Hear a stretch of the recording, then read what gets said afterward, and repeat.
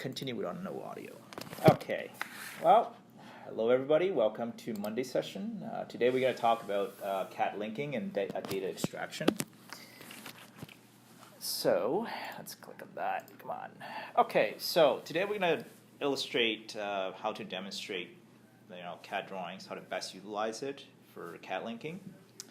And the first thing I'm going to do is that you want to get people to know what AutoCAD objects behave within Revit. Like certain objects, when you use inside AutoCAD, sometimes may not show up correctly in Revit.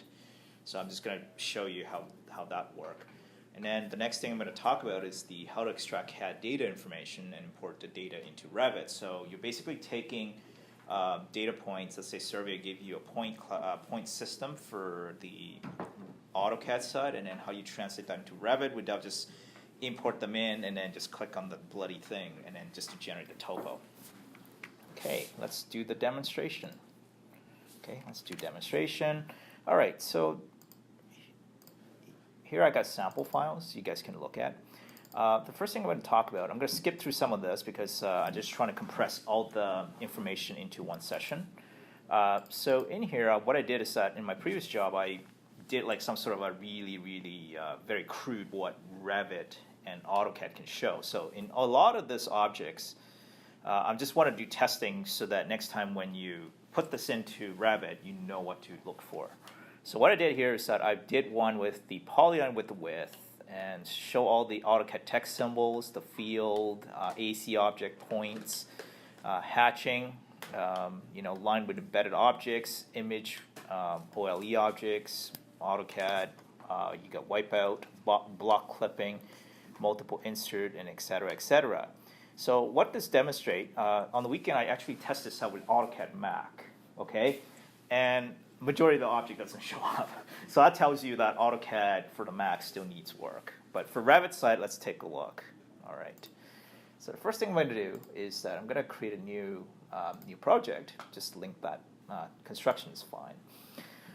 So the first thing you want to do, well, I'm going to hide this. Just hide by category. So when you go click on Insert, there is one called Insert and there's one in Import. 99% of the time, you do not want to use the import. Okay. The minute you start importing, and if any CAD drawings get changed, you're not going to update. So you have to re-import the objects. Okay. So what I'm going to do is I just go CAD link. Typically what I like to do is I like to put it under the current view only. Okay. Never correct line that's slightly off axis. The reason why you do not want to do that is because if you have a lot of survey drawings line is very like crude, it's not like 90 degree. What this will do is that it will correct it and it's wrong. What is it called? It's called correct line that is off axis. Okay. In my experience, survey drawing, it's never 90 degree. It's always going to be off by 0.00, like 1 degree. Okay. So what I typically do is that I just tell user always check that off. Color, I like to preserve it. That's fine. In here, layers and levels, I usually like to say visible. Okay. What visible does is that if any object has to get turned off, it's not going to show.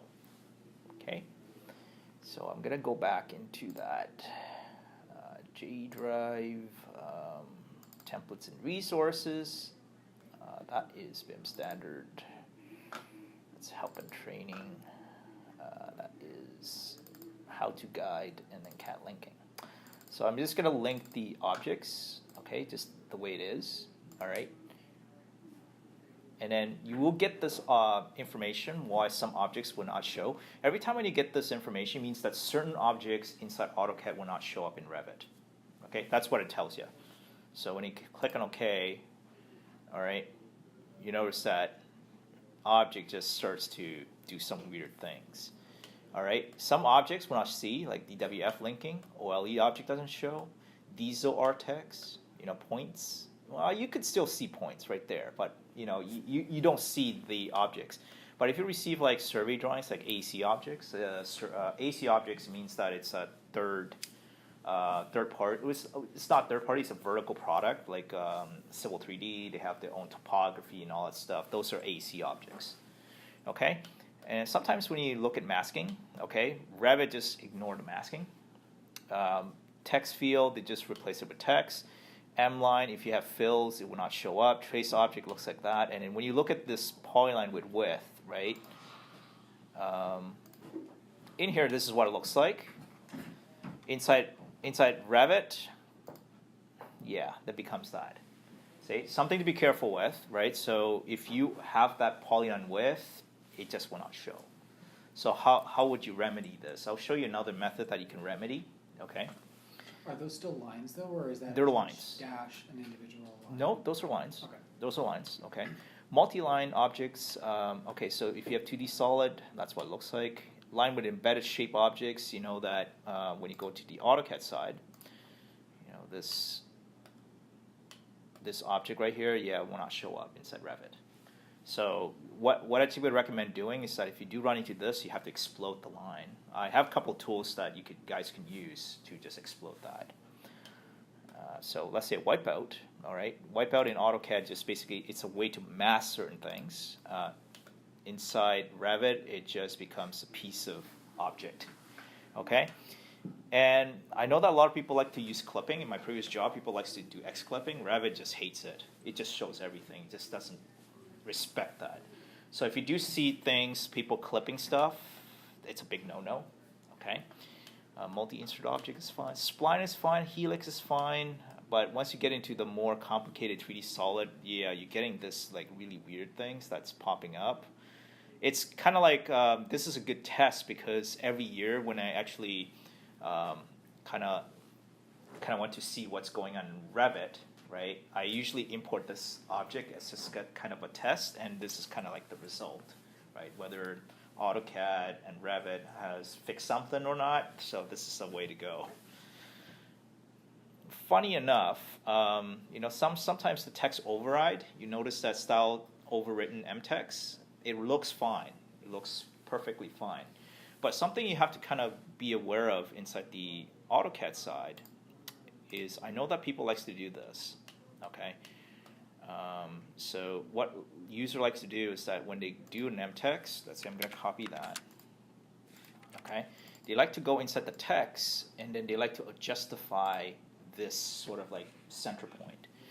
What happened is that when I save this object, okay, let's say I'm going to save that object, inside the Revit, let's say I'm going to relink that, it would not respect that particular positioning because, let me just say okay. You notice that it's not on center, it's on, you know, its original location. So Revit does not respect that, okay? It does not respect this this object if you're doing like center point, off center and stuff like that. It does not respect that. The only thing it will respect is if you go to properties and select this object and say I wanted this to be middle center, then it will respect that. Okay, something to be aware of, because I know that when you're doing a lot of detailings, people tends to do like override stuff and say I want to position it to center or whatever. They usually go inside the text editor and change this positioning. Okay, they like to change a lot of this positioning, and what happened is that Revit just does not respect that. Okay, so sometimes you will see some text that's like somewhere like in the middle of nowhere. It's like, why is it, right? It's because people modify that positioning. So something to be aware of. Okay. Okay, so now you have the object appearances. Okay, let's start to do, let's say I'm going to demonstrate how you create a CAD linking file. So what you do is that when you first start out Revit project, you can start with any other, just a template, just a blank template. I usually use architecture.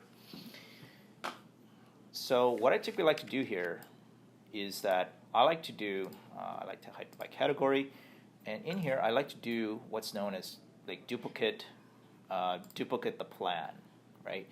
It can be level 1 or it could be level 2, doesn't matter, but I always like to just copy level 1. And in here I like to put in like any CAD, like let's say this is going to be sample. And within the sample, what I'd like to do is that I like to just basically go CAD link, insert link. Let's say I'm going to link in one of the topo. Okay, so let's say I'm going to do this as a Surveyor, origin to origin. Yeah, that's fine. And then say open. Okay, and then in here, what you have, before I do anything, make sure that the survey point, oh, it's in inches. Okay, something to be aware of when you link in an object, you have to kind of measure what they are in relation to the building dimension. Right here it says 652.4, which is incorrect. Okay, so every time when you link in any object inside, hello. Hey, Simon. Hey, how's it going? We just Good. started, but that's okay. If you guys missed something, this is going to be recorded anyways. Okay, yeah, sorry, we couldn't find you. Oh, and, really? Yeah, no. But now we found you, so All here right. we are. Okay. All right, can you see my screen? Yes. All right. So today I'm just going to basically show you doing CAD linking. All right. Okay. So the first process I said is that you just link in the CAD into this particular file, right?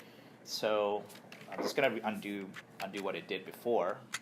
The first thing you do is that do not use import CAD. Always use CAD link. All right. And what you do here is that you do the current view. Make sure this is check off, right? Always do this, or else Revit will start correcting stuff that you don't want. Origin to origin is fine, and then say OK. Now, what I mentioned before is that when you start measuring your CAD links, okay, CAD drawings, let's say this is your CAD drawings, make sure it's correct. Now, right now my units is in millimeters, okay? Let's say I'm going to change that to fractional inches, okay? Just measure it and see if this building is correct. If it's not correct, then a couple things you have to do inside Revit before you import in. Right now, that building, it says that's 1'6", which is incorrect. So the one thing that you should do inside Revit, inside AutoCAD, before you link any objects in there, let's see, CAD linking. Let's see, samples, CAD data. The first thing you would do is that you go in, double-click on this, okay? The only thing you have to do is just change the units, okay? Right now, it's always going to default by unitless. When you're doing any project with, let's say, Surveyor, you're getting a Surveyor from, let's say, in Vancouver, normally they always work with meters. If it's down Seattle, it's always going to be in feet. So those are basically the two units you have to kind of worry about. Now, I don't recommend people scaling. I know that some people like to do scaling stuff. I just say do not do that. Because AutoCAD, if you just tell them to say this is in feet, okay, what happened is that when you save that drawing, Revit will pick that up as a unit. Okay, that's the first thing I would just tell people is that always make sure you check your units inside AutoCAD, because if it always says unitless, Revit will just pick it up as inches, so you may get the wrong data. I don't recommend scaling because scaling people can be off by 0.00001. Okay. It was really weird because we have an issue where people did that and the whole measurement was off, right? So rather than changing whatever data or scaling it, it's better to just change the units, okay? Once you change the unit, I know that Revit, once I go back into the Revit side of things, it will not do anything. So what I'm going to do is I'm just going to get rid of this and just re-import that in, okay? And if you know that auto detect, if you know it's in feet, I always like to put it in feet so that I get the proper information. But if you like to do auto detect just by blind faith, it will still work, okay? But I always tell Revit just to make sure it's feet, okay? When you hit OK, now when you start measuring stuff, just make sure that it's the correct unit. Okay, that looks correct. Okay, previously it was like a couple feet. It wasn't correct, so make sure you change that.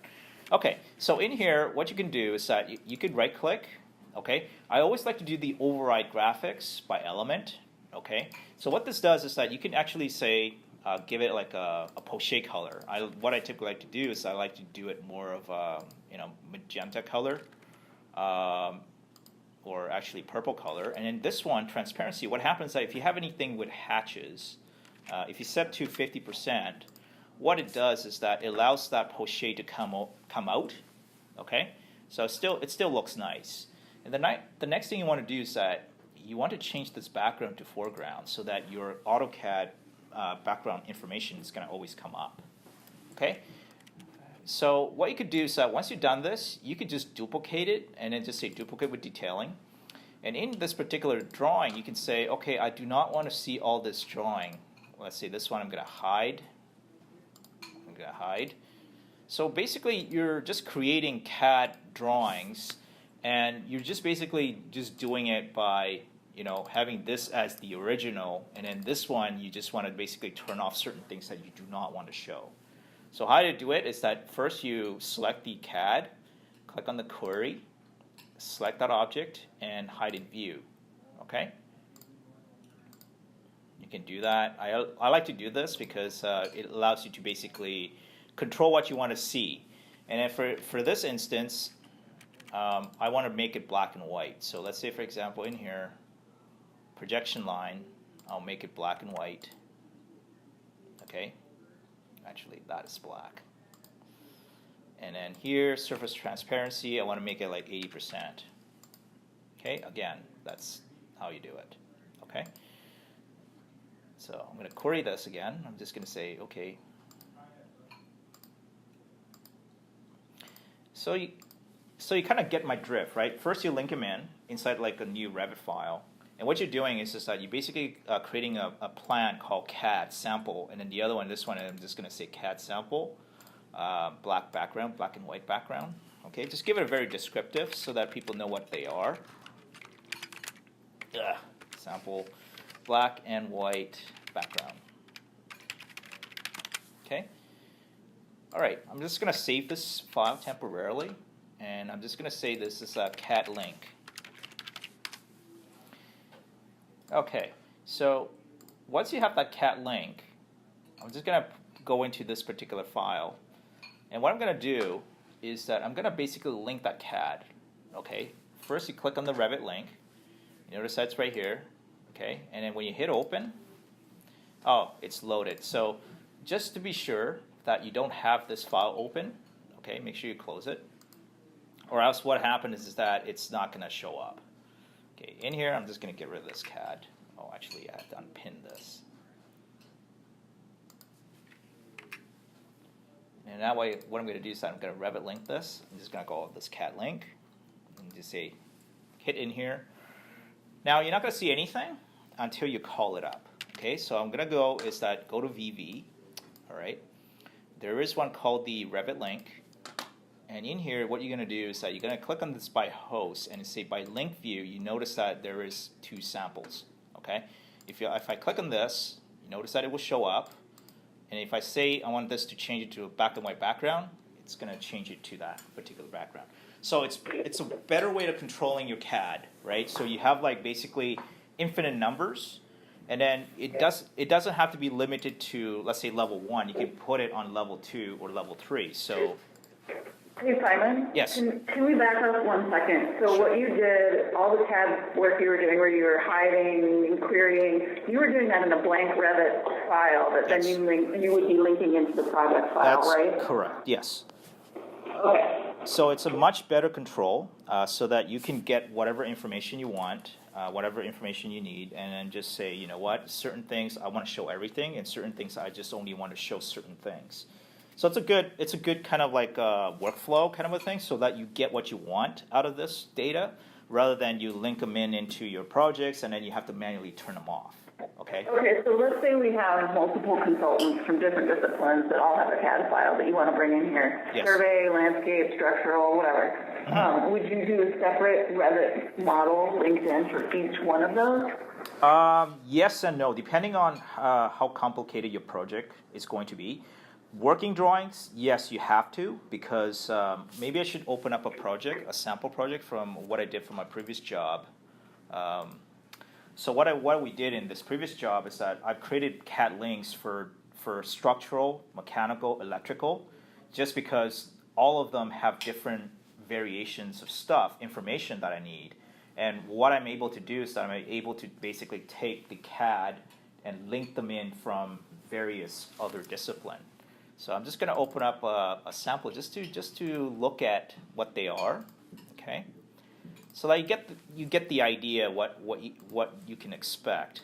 For landscape, if they're not changing anything, I find that when it comes to surveyor, civil, you can just dump them into one CAD files, okay? If you have people that's working on SketchUp and then you need that information like 3D and stuff like that, like elevation or whatever, you can also link them into that CAD link files. But when you're doing a lot of the projects, let's say for coordination, it's better to create a separate link for each discipline, because each discipline is going to have its own CAD backgrounds. If they're using Revit, then you don't have to do this, but most of the time you kind of have to do that, okay? The reason why I said that is because when you do the CAD linking, each discipline, if you put them all in one Revit, let's say CAD link file, it's very difficult to call one up against the other. Let's say you want to go structural and then you want to go mechanical. You want to do coordination between the two. It's very difficult to control that. So it's better to separate it. Okay, that's fine. Okay, I'm just gonna say no for everything. Detach. So just to show you a sample what we did in the my previous job, just to say, you know, the CAD linking part of that part. So it gives you a little bit better control. All right. In some projects, I already started doing this for some of your projects, so it's better to do that. If you have like details, like CAD details, this is also a perfect example to do it. Just link them into this and then just reference it.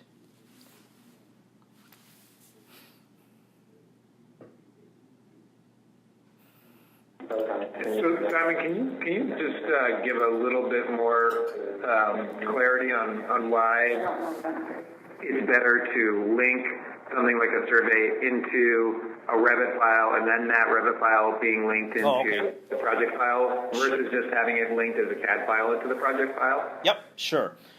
What tends to happen is that whenever you link in any CAD files into, let's say, Revit, what tends to happen is that the material is going to get transferred over. You see that when you look at material, there is a material called rendered material, blah, blah, blah.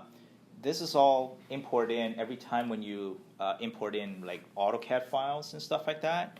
What it does is that it creates every layer color and put it inside Revit. So let's say you have LinkedIn or import, doesn't matter. Both of them, it will basically populate this rendered material, okay? Very difficult to get rid of, but you can purge it and it will just get rid of that stuff, but sometimes it just stays in there. So that's the one thing that I want to avoid doing. The other thing a lot of people don't look at is the line patterns, okay? Every time when you link in anything, you see that you get this import, okay? This list, the more CAD you put in, this list will just populate like crazy. You can have like over 1,000 line types. And now this one, how you get rid of this is that you kind of have to go in there and just delete them manually, okay? Just to be aware of that. And the third thing is that sometimes errors will occur inside AutoCAD files and you cannot stop it. And what tends to happen is that if you link that CAD files into your Revit model, sometimes it can corrupt or basically make it very slow for your Revit to basically open up. I have one file where we link in the live AutoCAD files into Revit just because we want to do area takeoff.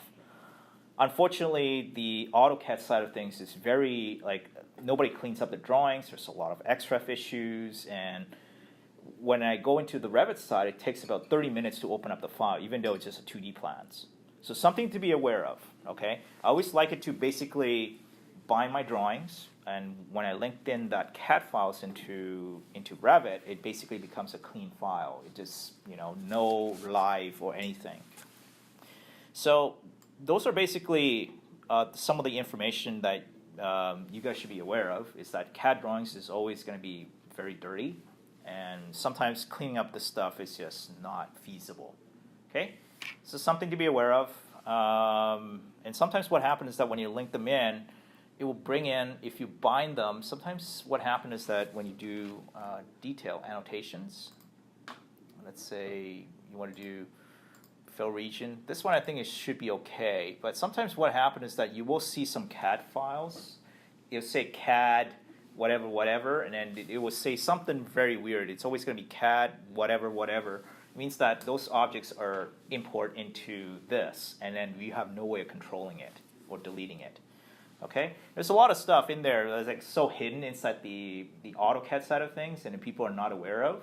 So rather than dealing with that stuff that people don't understand, just put it as a separate file. It's just prevent all that. So all the junk is going to be in that CAD link. Okay, so anything that is all this junk stuff, it's going to be just populating in that, and then your current Revit file, the central model, it's going to be free from that junk. Okay. Just a QC kind of a way of doing things. Awesome, thank you. All right, so let's say I'm opening this model. Okay, in this file, I turn off all the work set just to load it up pretty fast. So I'm just gonna open up this file.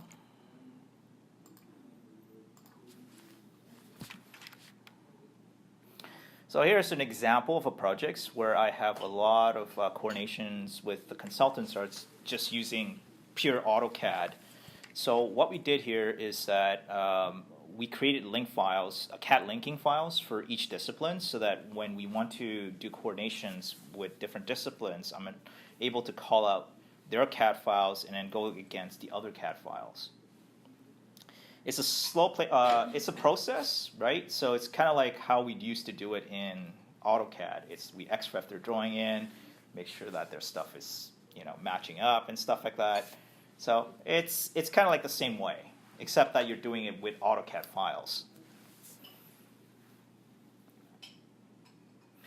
So this project is it's a high-rise tower somewhere in Burnaby. All right, it's under construction right now. So the whole premises of us using Revit is because we have another architect that is doing the adjacent building, and it's going to tie up, like their parking structure is supposed to tie up with our building. So there's a lot of complexity in there, and then we're able to kind of do it inside AutoCAD and Revit. Okay, so in here what I have is that I have a CAD link. You see that CAD link for electrical, interior, etc., etc. So what I could do is that I could call it up. I could call up the interior design, and I could call up the structure. Okay, in here, yeah, I should turn off the display model to do not display so that you can see. Okay, and you notice that there's a lot of background AutoCAD stuff, and I should check off the annotation. So in here, you notice that I could call it like different discipline. I should also hide that stuff. Okay. And in one part I could say, I want to call up something else. Let's say interior design, I do not want to call it up. And in here I could say that's that color. And if I want to call up with something else in slap duct and say update it and stuff like that, there's like different, you can just do that. All right. So does that give you kind of like a little bit of clue? Right now you're seeing the in slap ducts. I can just clash it with the structural drawings.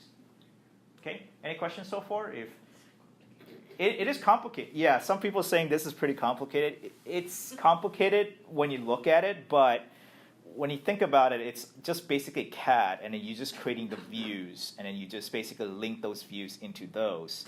And at the end of the day, it's just basically a database of model, and then you just call up those views as you need it. Okay? I had a question. I remember going through that when we did the Revit course, but I don't remember what we did. So I have a survey, and I need to put it inside my model at the same point that I need it. I know Revit does not go with GPS. That's correct. So there's a reference point that you used to create Sure. in order to put it back Yes. in place. Yes. And the same we can do to all the plans. Yes. But this one is kind of like when we do this, we reference to our building points. So the next step I'm going to demonstrate is how do you get the GIS system and tied with that. All right, so any more question with this CAD linking process? I do have a write-up. Maybe I should send it, like once this is done, I'll send everybody a link just to show. It has a comprehensive of details. So let's say, for example, in the samples, CAD linking, it talks about CAD linking. It has a lot of documentations, so you guys can just read up, 20-mile radius, CAD linking, what you should do, blah blah blah. If this is the scenario that you get into, what would you do? Also talks about how to create CAD linking files so that when you link it in, this is what you get. Okay, so kind of like a step by step. Okay, so you guys can read that stuff. Okay, my second session I'm going to talk about is that how do you take this database. Okay, I'm going to close out of this Revit file. Let's say you want to take this database and then link them into the Revit files. Okay, so in what you said in the beginning is that how you do it is that you take this AutoCAD files and you put it into Revit, and then you basically click on it and say create my topo out of that. That's a good way of doing it for basic stuff. But once you get into more complicated, let's say your topos start to change, how do you mitigate the change? It's very hard. All right. So the first thing I'm going to talk about is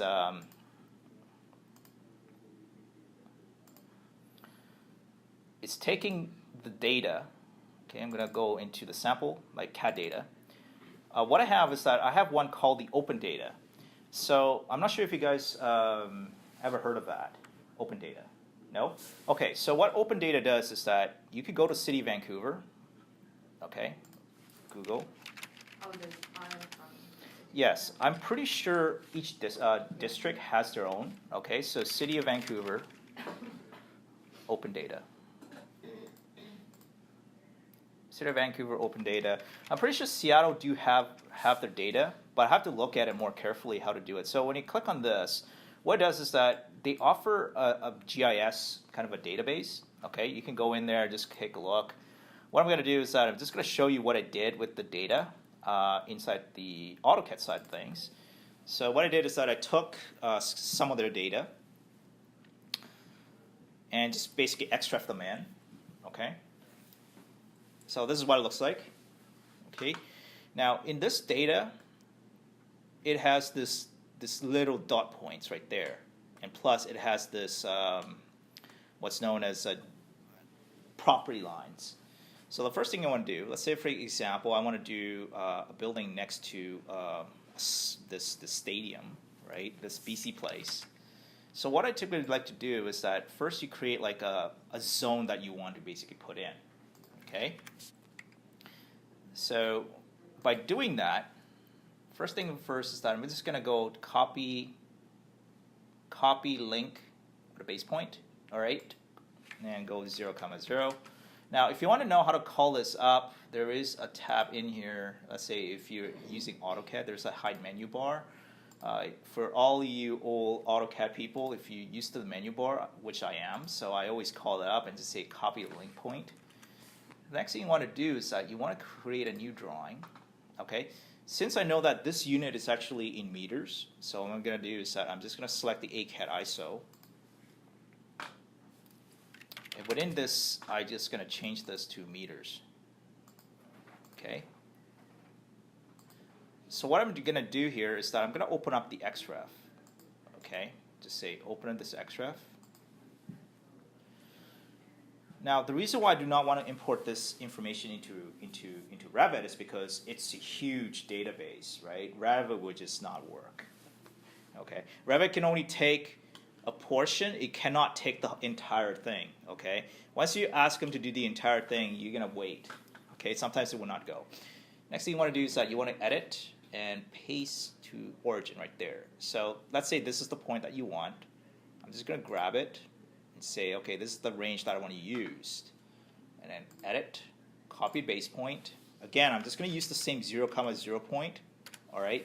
Because this is the GIS stuff, so I'm just going to go back in here, edit, paste, same location. Okay, it's right there. So the next thing I'm going to do is that I'm going to copy this again. Copy base point, 0, 0. And then I'm going to go back into the COV combine. And I'm going to open up this file, which is the property line, and open XREF. Continue. Okay. Next thing you want to do is that you go in here and say paste. Okay, it's right there. So again, same thing you're gonna do is that you're gonna go basically select that information as much as you want. Let's say that's my range. Edit, copy base point, 0, 0. And then you're gonna go back into the drawing 3, edit, paste them in there. Okay? You know the reason why I'm doing this? Just to get the data, right? Just a portion of your data. And sometimes what you do is that when you're doing like a project where you have to do shadow study, okay, having this zone, this area, means that whenever you're creating a data, what you could do is that the lesser the data, the harder for the shadow study to project into the site. Okay, when you do like any shadow study, the more like data points you have like on the surrounding of your building, the better, because it would accurately predict where your shadow is going to be. If you don't do that, what it does is that it's going to use your level 1 or whatever is the level to project your shadow, and sometimes it's wrong. Okay, just as kind of like a tips. Now, once you have that, what I'd like to do with this is that I like to save it as to data. Okay, so first I'm going to do is that save the drawing, and here I'm just going to say this is going to be the open data origin. Okay, the reason why I would keep it origin is because this point is going to be the actual location. Now, for the Revit side of things, what you have to do is that you kind of have to pick the point where you want the data to be, like let's say the 0, 0 point. So let's say this is the SkyTrain, not the SkyTrain, the stadium. I'm going to pick this as my point, origin point. So what I'm going to do is just move all, right, and then pick this particular coordinates and say 0, 0. Okay, that's my 0, 0 point, and I'm going to do a save as. And then this one is going to be open data moved, Revit. I'm just going to call Revit. Okay. The next thing you want to do is that you want to take those data and then translate into Revit. Okay. What I typically don't do is that I don't link them in and then get the data. What I typically like to do is that I like to use a tool that I've developed. Okay. Later on, I'll probably do a session on AutoCAD. How do you get this information? So what I have is that I have one called the Point Extraction Manager. So what it does is that it takes the point that has inside this AutoCAD files and then translate into more of a, Revit, what Revit can read. Okay, so for here, I'm just going to say the output is going to be points, and the output file is going to be file type. And here, I'm just going to browse, and I'll choose the CSV file. Okay, and save that, and hit OK. And what happens is that it's going to pick up all the points within this. It says that you have 5,924 points. It's got to get translated. Okay, that's good. And then now I'm going to go back into the Revit side of things. Okay, and in here, what I'm going to do, manage link. I'm just going to unload this, remove this.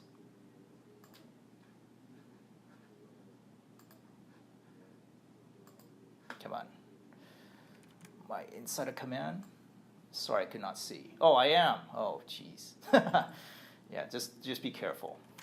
Okay, so in here, I'm going to go manage, get rid of this, just remove it.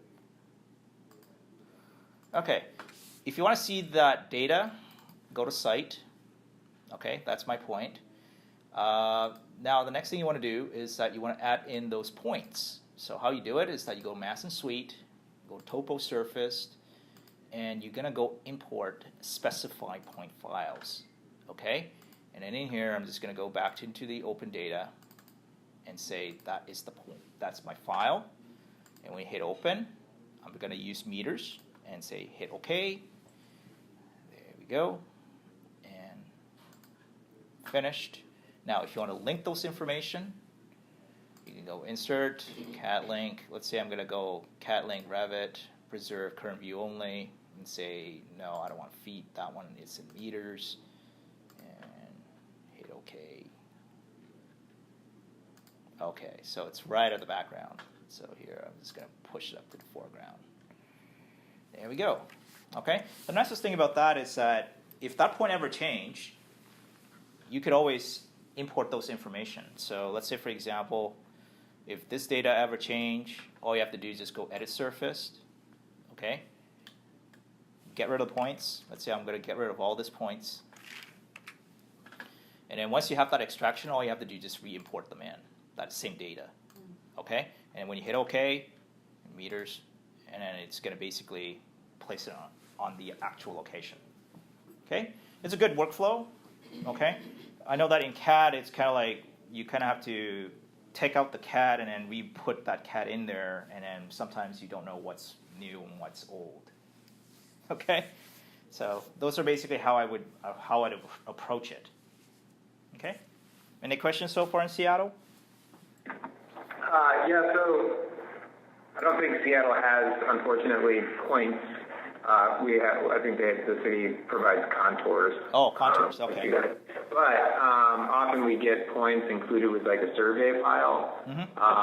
And often that has things like top of curb and bottom of curb and all this additional information. Do you have experience with using, so this one is like a really nice gridded point file, whereas the ones we get from the surveyor are not quite so systematic, I guess, in that way anyway.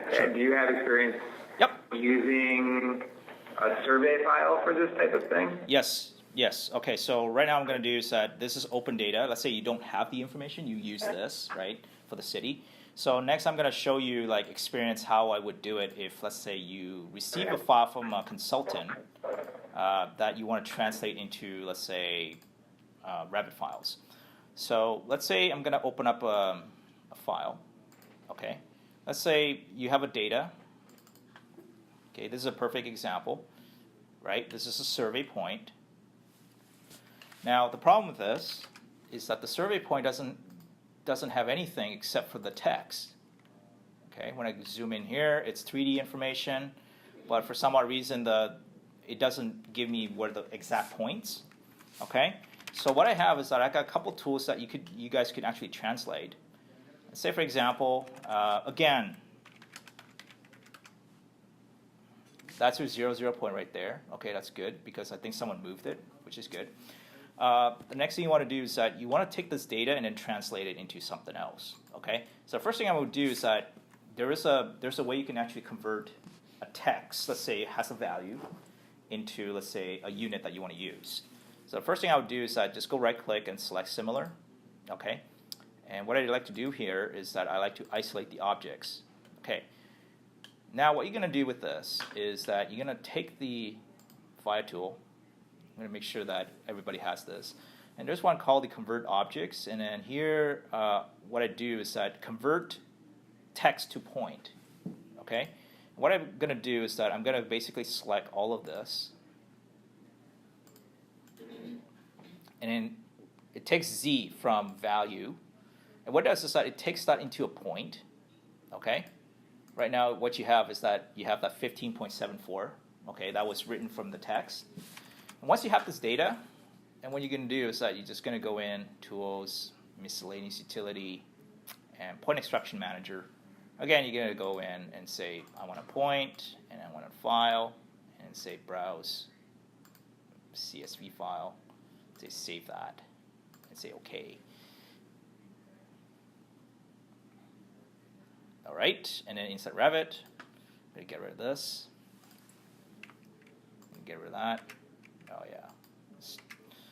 And then what I'm going to do in here is that I go topo surfaced, and then I'm just going to grab that data. Okay, CSV, and when you hit open, it's going to be meters, and then finished. Okay, you notice at some points they're basically pretty bad because what happens is that they measured the SkyTrain tracks above and below.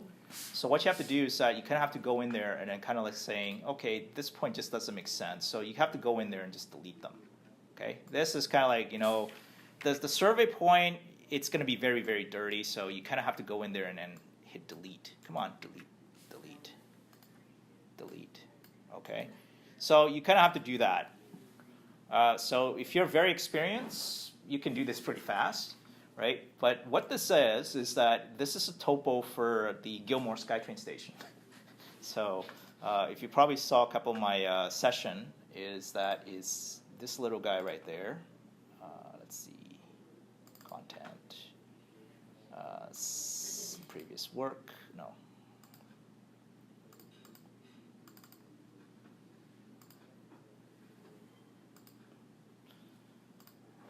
Portfolio, content, sample projects. It's this little guy right here, Gilmore, Revit links. It's this SkyTrain right there. Okay, so what happened is that this has a tie-in with this, so I should just import them in so you can see it.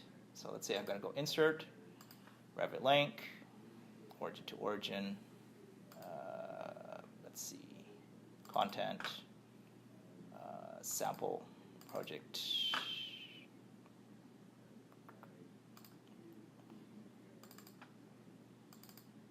And you can say that's a SkyTrain. Origin to origin, and say okay. Okay, it's been upgraded. It's fine. I'm not sure if I did the share coordinates. Probably I didn't. So if it's in the wrong position, I apologize because I didn't set this up correctly. But that's how I would do it for if you have survey drawings. But last week I was helping Jenny doing a lot of this topographics. So I guess I'm going to do a demonstration how do you translate that information. So for instance, you're going to run into this problem where I'm going to go back. Data with lines, and this is a perfect example. Okay, you're going to have a data that is going to look like this. Okay, oops.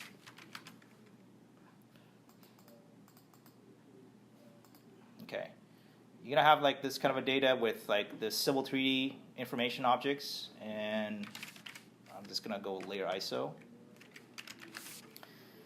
That looks like that. Okay. Now the trouble with this is that if you start linking this into Revit and it's starting to pick up this thing, what happens is that Revit would just tell you there's something wrong with this information. The reason why is that if there is a lot of objects overlapping, Revit just doesn't like it. Okay. The first step I would do is I would use the command inside AutoCAD called the overkill. Okay. If you don't know what that is that it will help you delete anything that's duplication. Okay, so let's say I'm going to select that and just leave it alone. Yeah, sure, yes. And what happened is that you notice that there's 4,000 duplicated objects and it's going to delete them. Okay, so sometimes when you explode certain objects inside AutoCAD, lines will overlap each other. And what happened is that Revit would say, which line do I go with, right? Sometimes that's what happens. Now, the other thing is that Revit likes to have point system, right? So basically, if it knows that this point is actually at this certain location, it wants to know what that point is. So what it does is it translate that as a point. So when you have this triangulated objects, it just will not correspond because it thinks that it's something that it wasn't, okay? When you try to import this into Revit, it just completely won't work, okay? So how do you do this? How do you translate this into more of what Revit can read? The first thing you want to do is that you want to translate all these lines into point system, okay? Once you translate that point, then you can say extract those information into Revit, and then Revit will read it. So the first thing I would do is that you would take this point, okay, there is a tool, okay, I have a line utility where basically it says that, okay, add lines to circle marks to lines. So what I do is that when I click on this, specify radius, let's say it's 5 feet, for instance. And what happens is that it's basically going to take those lines and then basically put circles on it. Okay? It'll take a couple of seconds, okay, depending on how complicated your building is going to be. There we go.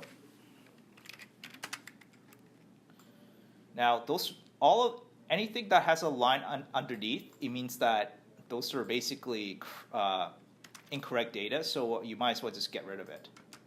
Okay, just get rid of it. Okay. The next thing you want to do is that, again, you have to use the overkill. Okay, I'll select the object again. Okay, because what happens is that whenever you have lines on top of lines, let's say you already have 2 lines, and what happens is that Revit would translate that, AutoCAD would translate that as 2 objects on that point. So again, use the overkill and hit OK, and now you have 8,000 objects that's on top of each other just get deleted. Next thing you want to do is that you click on this and say Tools, give me a Convert Objects. I'll convert the circles to point.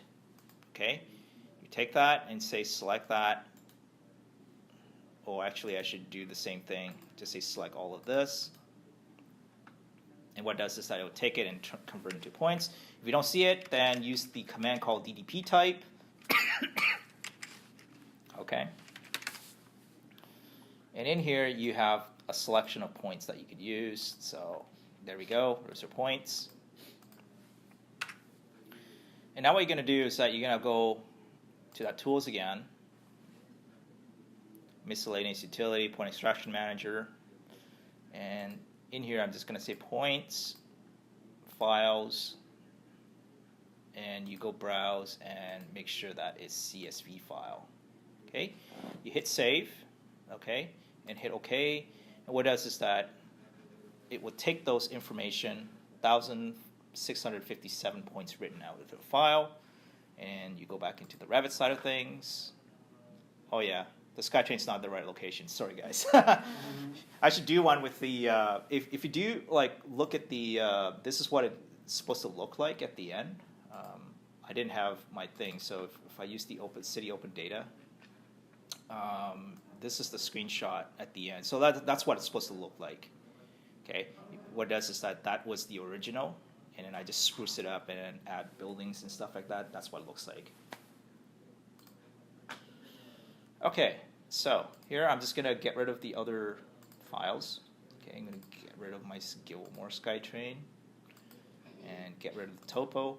Now, what you can do is that you can always go back into the topo, just get rid of all the information. Okay, so what you can do is that specify point.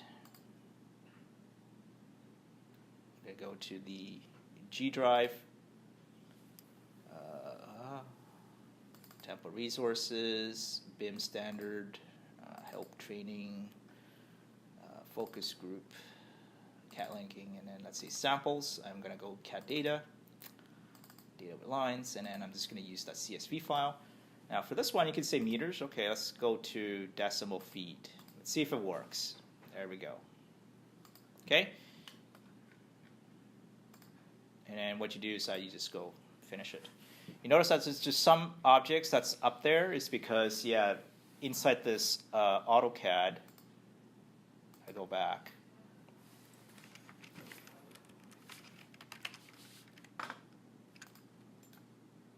Select all layers. What happened is that those are basically just walls.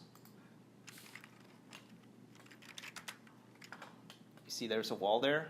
I would just translate that. So sometimes it's up to your judgment to actually delete those points so that when you extract those information, it will not get translated inside Revit. Okay? So guys, any question before we leave? I have a kind of not Revit related question. Sure. But sometimes you use these topo surfaces in SketchUp. Yes. And those triangulated surfaces are actually kind of ultimately what we're going for in a SketchUp model. Mm-hmm. Is there a way to? So what happens is we kind of bring those loose wireframe triangulated surfaces into SketchUp. There's no surfaces on there at that time, and then you try and kind of generate surfaces, and it's a big mess. Mm-hmm. Is there a way to generate the surfaces in AutoCAD and then pull it into SketchUp from there? I would typically do it inside Revit because Revit will, when you export this out, it will become a triangulated objects. So let's say, for example, I'm taking this and I'm going to basically go export DWG. So what happened is that, let's say I'm going to use this, okay? And then inside AutoCAD, the only time you can do that is if you have Civil 3D. I'm not really familiar with Civil 3D, so this is why I'm not going to jump into the Civil 3D stuff, because those are basically for the civil guys. But for us, this is all we need. So this is basically grabbing from Revit, and then you can just export them out, and then this is the data that you're going to get. Okay, does that answer your question, sort of? Yeah. I think It's a process, like it's a step, but you know, Revit can do this translation pretty good for what you need. Right. So what I typically like to do is that if you need any data points and stuff like that, just like put it inside Revit and then just translate that, and then just export it out as a DWG and then put it into SketchUp, and then it should give you that topography. Right. Yeah, I guess if there were a way to just take those surface that's generated from Civil 3D and actually have the surface, that actual surface, that would be preferred just because it's a little cleaner than the Revit surface ends up being. I see. But if that's not an option, I'll take a look, see if there is another tools that we can use. Most likely, it's either we have to go through Civil 3D. I think that under the subscription, we do have that for 2018. So I may have to ask Brian to install it, and then we can just try it out. So that's the other option. AutoCAD does not have that option to translate stuff, unfortunately. Right. Yeah. I know AutoCAD architecture does have some sort of a massing tools that you can actually translate that into it. It's very, I wouldn't say clunky, but it works. But you just have to be careful because of what it will produce at the end. Sometimes you may not get the result what you want. But Civil 3D is probably the best way to go. Sounds good. All right. We have a meeting at 1, sorry. That's okay. All right. They have a meeting in here, so I'm gonna end the meeting. Thank you. Thank Yeah, you. thanks a lot. That was great. Thanks. Thanks, Simon. Yep, no problem. We are done.